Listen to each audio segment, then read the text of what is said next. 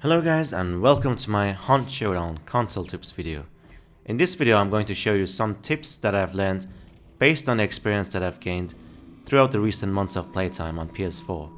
Of course these tips can be applied on the PC version as well, but the console gameplay was in mind when creating the video. These tips could be useful for both newer players and also perhaps some of the more experienced players as well. The first tips are going to be about how to counter melee charges on console. I've noticed that a lot of people seem to rely heavily on melee combat, and they're taking advantage of the difficult aiming mechanics of Hunt on console. First of all, you need to not panic when you see someone charging at you. This is of course easier said than done, but next time it happens, take a deep breath and remind yourself that you have the advantage as long as you keep your distance. There are a few ways that you could deal with these people. I'm going to explain these from the most reliable to the least reliable one. First and the best way. These people would normally try to zigzag like crazy when they're coming at you. If you have an explosive with you, like for example a hand grenade, pull it out, cook it and count to 4 before throwing it at these guys. They might try to run away, they might try to keep coming at you. Either way they will blow up. If you're playing with 1 or 2 teammates, when you see someone charging at you with a melee and they're dangerously close, you need to run away and call out for your teammate that you're getting chased with melee. They can easily line up a shot and kill these Minecraft players really fast. Third reliable one is to just line up the shots and wait for them to walk into it. They will be zigzagging, so they just have to walk into your shot twice with most weapons. Fanning, levering and shotguns are also great counters, but they're not as reliable since they're RNG based. Sometimes they're going to work, sometimes they won't. An honorable mention is also the high tier weapon Aftermath. This gun is going to turn any player in close range into Swiss cheese. While running this gun, you will probably never get killed by a melee. Unless, you know... Second tip is going to be on positioning. Never peek the same angle more than one time in a row. This one has saved me so many times, and it has also got me so many kills. Whenever you peek an angle in a fight, the person will obviously expect you to come out of that side again. They will be ready to shoot your head off if you keep doing it more than once. Never underestimate the power of repositioning. Of course, smarter players can predict your repositioning, but it's still way better than peeking the same angle twice in a row. Third one is going to be some tips about movement. Never run in a straight line. It will be so easy to shoot your head if someone's watching you with a sniper rifle, for example. When moving between compounds, use a lot of zigzagging and jumping. Jumping can actually throw your opponent's aim assist off, if they're using it. One thing to remember is also that the aim assist normally snaps to the torso of other players, so be really careful when you're crouching in the middle of gunfights, as you could easily give your enemy an aim assist headshot. So in bottom line, never stay still in Hunt. You never know who's watching you. Even if you're sitting inside a bush and feel totally safe, think again, as all it takes is for a small part of your body or weapon to stick out. New players mostly learn this the hard way. Number 4 is going to be a technical tip. Use a monitor instead of a telly when playing Hunt or pretty much any competitive game on console.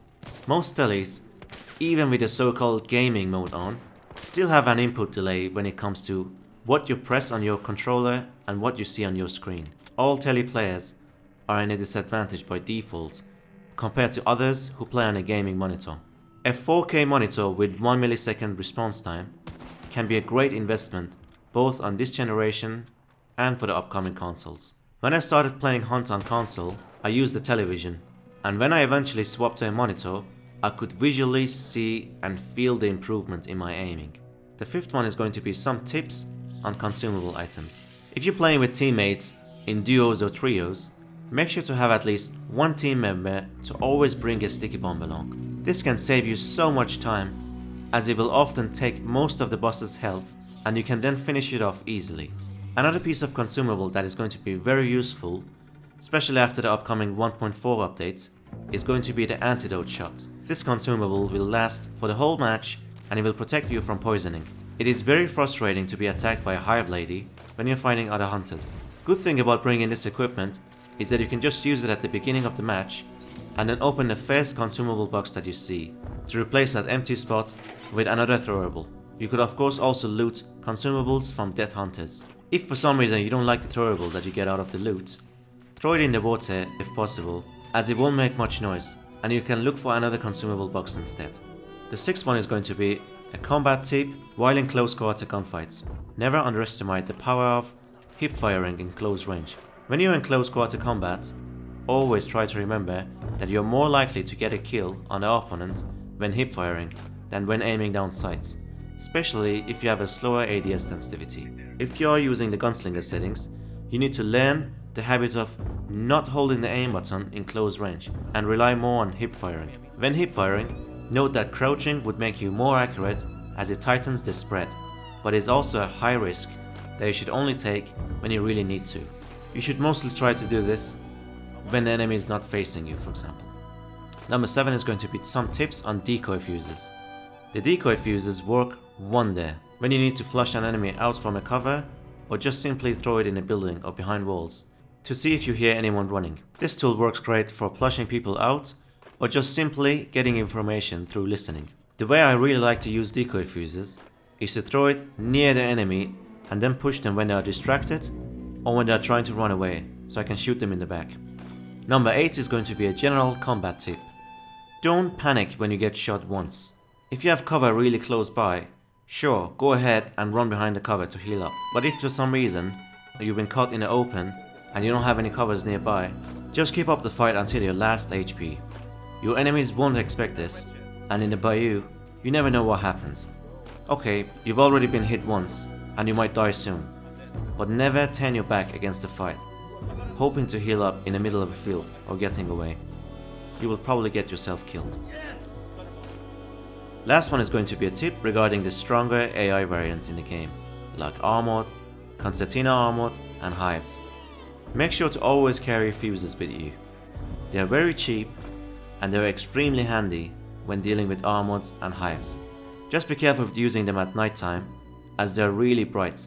This method is not very silent, by the way, because Hives and Armored are going to scream as they are burning. It's still a very cheap and a fast way to get rid of these AIs out of your way when running to the extraction with others chasing after you. I hope these tips are going to be helpful to you. I make gameplay, tips and tricks and discussion videos about Hunt, Showdown and other games on this channel, so consider subscribing for future videos. Thanks for watching, and I'll see you guys next time.